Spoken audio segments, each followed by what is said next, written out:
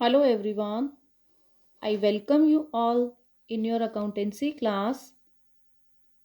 In our last video, we have discussed about trial balance.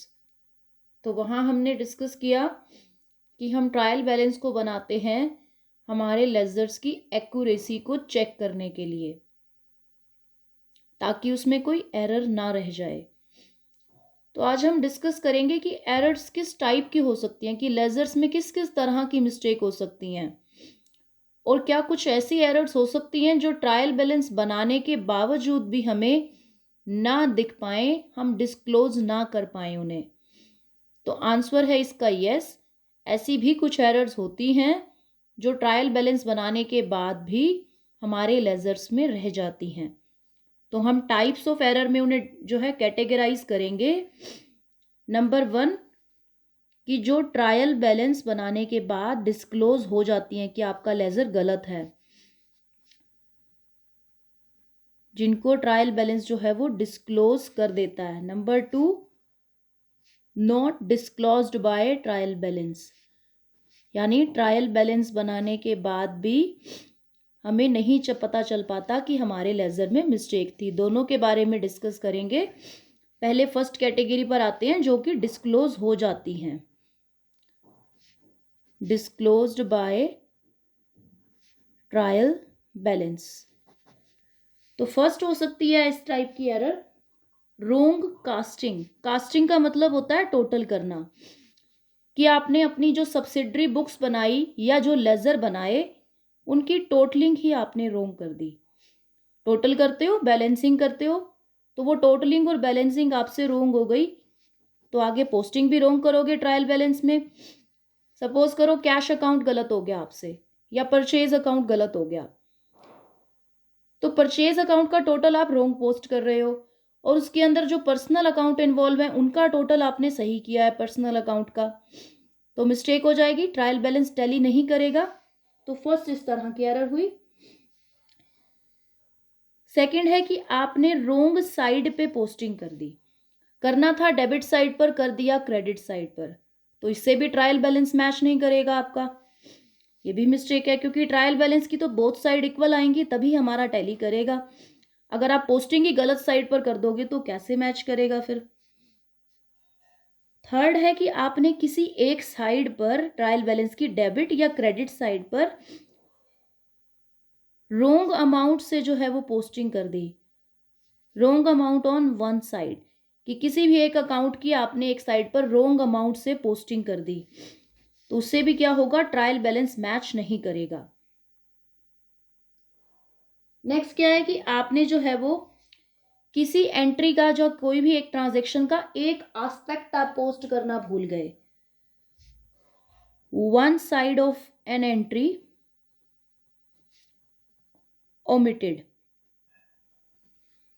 कि देखो अगर दोनों साइड ही भूल जाओगे फिर तो ट्रायल बैलेंस नहीं पकड़ पाएगा। अगर किसी चीज को मैं डेबिट और क्रेडिट दोनों ही साइड पर लिखना भूल जाऊं, एक ट्रांजैक्शन का डबल इफेक्ट होता है पता है हमें, तो मैं दोनों ही साइड पर अगर लिखना भूल जाऊं तो वो तो फिर नहीं पकड़ पाएगा ट्रायल बैलेंस। तो ये कह रहा है कि वन साइड अगर आप भूल जाते हो, यानी मैंने कैश रिसीव किया मिस्टर राम से, मिस्टर राम के अकाउंट में पोस्टिंग कर दी, कैश के अकाउंट में नहीं की, तो ट्रायल बैलेंस मिसमैच हो जाएगा। वही कह रहा है यहां पर। नेक्स्ट है यहां पर कि हमने एक सिंगल अकाउंट में ही जो है वो डबल पोस्टिंग कर दी, जैसे कैश अकाउंट में 2 बार मैंने 500 रुपीज लिख दिए रिसीविंग के, तो ट्रायल बैलेंस कैश अकाउंट को ज्यादा दिखाएगा, मैच नहीं करेगा। तो ये हो गया double posting in single account. तो ये सारी वो एरर्स थी जो ट्रायल बैलेंस बनाने के बाद डिस्क्लोज हो जाती हैं। क्यों? क्योंकि ये ना एक साइड को अफेक्ट कर रही हैं। तो ट्रायल बैलेंस जब टैली नहीं करता ना, तो हमें पता चल जाता है कि हमसे गलती हो गई है। अब बात करते हैं ऐसी कौन सी एरर्स हैं जो ट्रायल बैलेंस बनने के बाद भी डिस्क्लोज नहीं होती। अब ये वो एरर्स होंगी जो ट्रायल बैलेंस की बोथ साइड्स को अफेक्ट करेंगी, जिसकी वजह से ट्रायल बैलेंस मैच हो जाएगा, लेकिन गलती फिर भी होगी। अब देखो मैच हो रहा है लेकिन गलती फिर भी होगी, वो उसी की बात करते हैं हम, एरर ऑफ ओमिशन। कि किसी एंट्री को आप दोनों ही साइड पे, यानी कैश रिसीव किया ना तो कैश कॉलम में लिखा, ना राम, अगर मिस्टर राम से रिसीव किया है तो ना उनके कॉलम में लिखा, तो ट्रायल बैलेंस के डेबिट में भी नहीं लिखा और क्रेडिट साइड में भी नहीं लिखा, तो कंप्लीटली ओमिट हो गई एंट्री। तो ट्रायल बैलेंस तो मैच कर जाएगा। उसको कैसे पता कि डेबिट और क्रेडिट दोनों ही साइड पर, अगर 1000 रुपीज की ट्रांजेक्शन थी वो दोनों ही साइड पर अगर मिसिंग है, नहीं लिखी, मैच कर जाएगा ट्रायल बैलेंस, आपका टैली हो जाएगा। लेकिन गलती तो हो रही है, क्योंकि एरर ऑफ ओमिशन तो है ना, कि आप भूल गए हो रिकॉर्ड करना, ये मिस्टेक ही है एक तरह से। तो जब आप किसी एंट्री को कंप्लीटली रिकॉर्ड करना भूल जाओ, अगर उसका एक एस्पेक्ट भूले हो तो वो डिस्क्लोज हो जाएगी।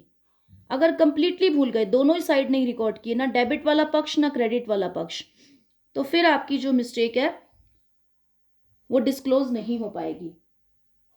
उसके बाद है एरर ऑफ कमीशन। अब एरर ऑफ कमीशन क्या होती है यहां पर, कि आपने गलत अमाउंट से एक एंट्री को पास कर दिया। जैसे आपने राम से 500 रुपीज का कैश रिसीव किया, आपने 500 की जगह 5000 रुपीज कैश अकाउंट में भी लिख दिया और राम अकाउंट में भी। तो जब दोनों में ही गलती हो गई है तो आप ट्रायल बैलेंस में भी दोनों ही जगह 5,000 ले जाओगे। तो क्योंकि आपने डेबिट पर भी 5,000 और क्रेडिट पर भी 5,000 लिख दिया, तो आपका ट्रायल बैलेंस तो मैच कर जाएगा, क्योंकि आपने डेबिट और क्रेडिट दोनों साइड पर ही गलती की है। तो ये हो गई error of commission, same amount की गलती डेबिट और क्रेडिट साइड पर करना। नेक्स्ट है एरर ऑफ कंपनसेशन या कंपनसेटिंग एरर। कंपनसेट का मतलब होता है कि एक एरर ना दूसरे एरर के इफेक्ट को कॉम्पनसेट कर देती है। अब वो कैसे करती है, देखो कि मैंने सुनील के अकाउंट में डेबिट साइड में 500 रुपीज पोस्ट करने थे, मैंने उसकी जगह पर उसी के अकाउंट में, जहां डेबिट में ही करने थे, मैंने डेबिट में 500 की जगह 50 रुपीज कर दिए। और कोई और पर्सन था जिसके अकाउंट में करने 50 थे, मैंने गलती से 500 कर दिए। तो टोटल तो 550 आना था ना, देखो एक्चुअल में, ये एक्चुअल वाला है जो आना था डेबिट पर, ये मैंने बाय मिस्टेक जो पोस्ट किया है, तो एक्चुअल वाले में भी 550 आना था। बस ये है कि एक सुनील के अकाउंट का था, एक जो है वो रमेश के अकाउंट का था। तो चाहे सुनील रमेश के अकाउंट में अपोजिट गए हो, बट ट्रायल बैलेंस की डेबिट साइड पर तो वही गया ना 550 जो जाना चाहिए था, तो ट्रायल बैलेंस टैली कर जाएगा। जबकि सुनील और रमेश दोनों के अकाउंट में मैंने गलत पोस्टिंग की है, तो ये दो गलतियां एक दूसरे के इफेक्ट को न्यूलीफाई कर देती हैं, इसे कहा जाता है कंपनसेटिंग एरर्स। ये भी डिस्क्लोज नहीं हो पाती, क्योंकि ट्रायल बैलेंस की डेबिट वाली साइड तो मैच कर जाएगी।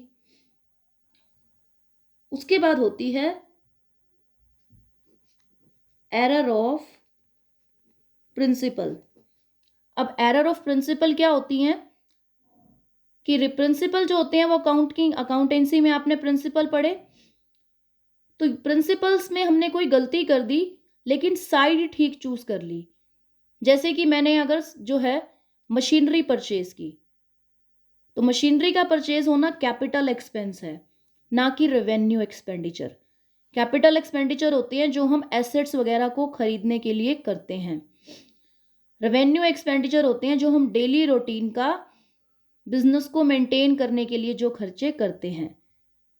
अब मैंने मशीनरी परचेज की, उसको मशीनरी अकाउंट में डेबिट में लिखने की बजाय परचेज अकाउंट के डेबिट में लिख दिया। तो अब ट्रायल बैलेंस में तो देखो सिर्फ बात यह है कि डेबिट साइड पर जाना चाहिए, चाहे वो मशीनरी अकाउंट के थ्रू जाए या परचेज अकाउंट के थ्रू जाए। तो ट्रायल बैलेंस के डेबिट में तो वो अमाउंट चली गई, ट्रायल बैलेंस भी टैली कर जाएगा, लेकिन पोस्टिंग तो गलत अकाउंट में हुई ना, परचेज अकाउंट में पोस्टिंग हो रही है जबकि एसेट अकाउंट में होनी चाहिए थी। तो ये हो गई एरर ऑफ प्रिंसिपल। नेक्स्ट है error of posting in wrong account, कि आपने किसी गलत अकाउंट में जो है वो पोस्टिंग कर दी। जैसे कि राम से गुड्स ली, श्याम के अकाउंट में पोस्टिंग हो गई, साइड ठीक चूज कर रहे हो लेकिन अकाउंट गलत चूज कर दिया। तो भी ये एरर आपकी जो है वो डिस्क्लोज नहीं हो पाएगी, क्योंकि साइड आप ठीक चूज कर रहे हो। और ट्रायल बैलेंस का मतलब तो सिर्फ डेबिट क्रेडिट साइड के टोटल को सेम दिखाने से है।